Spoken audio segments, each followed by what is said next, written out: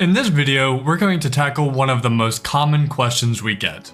What is the difference between bodies and components in Fusion?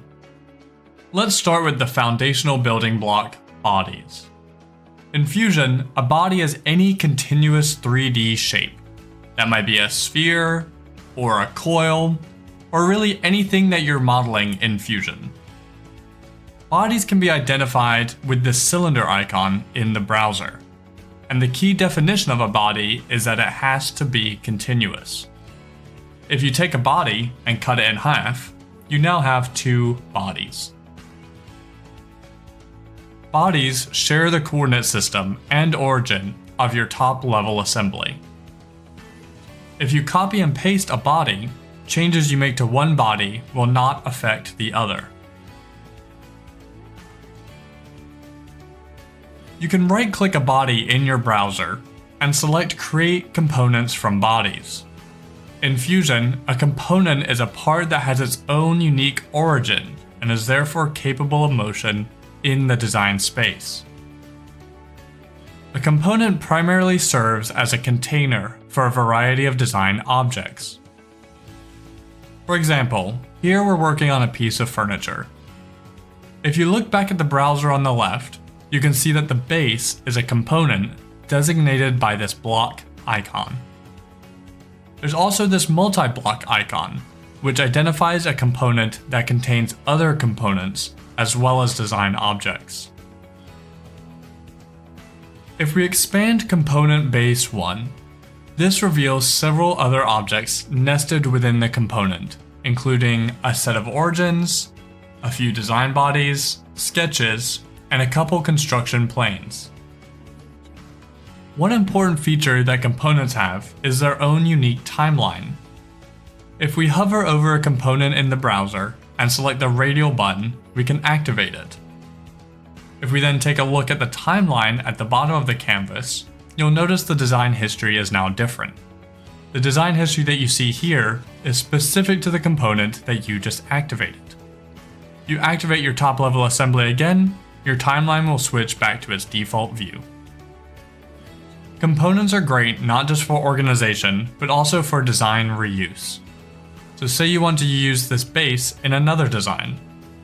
If your base were just a random collection of sketches and bodies, you wouldn't have an easy way to bring it into your new design.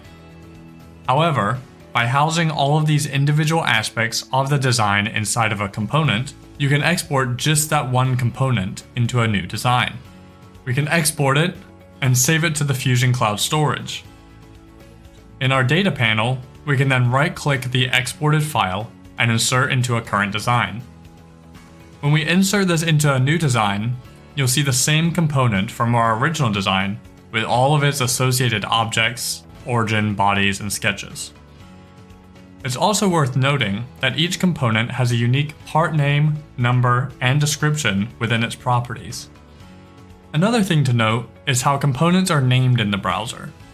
When you copy and paste a component with the standard paste command, these two components are linked together. If you make a change to one, it will change the other. The number colon structure can identify these connected components after their name. For example, base colon 2 is the second instance of base, which is base colon 1. If you copy and paste a component with the paste new command, then your new component will not be linked to the original. So to recap what makes a component different from a body, every component has a unique timeline, every component has a unique origin and coordinate system, every component has a unique part name, number, and description, and if you copy and paste a component, changes you make to one component will affect the other, depending on the paste command. The assembly sits at the top of our design hierarchy and can contain one or multiple components. Components can contain one or multiple bodies, including other design objects like sketches, construction geometry. Let me show you one last example workflow. If we grab a surface of this credenza, we can then do a simple extrude command. Go back over to the operations section of the dialog. We have the ability to modify the body I'm referencing with a join or a cut, but I can also create a body or component immediately. If we select New Body and press OK, then you'll have a new body created in the main bodies folder in your browser. Let's undo that and extrude again. This time we'll select New Component for the operation and select OK.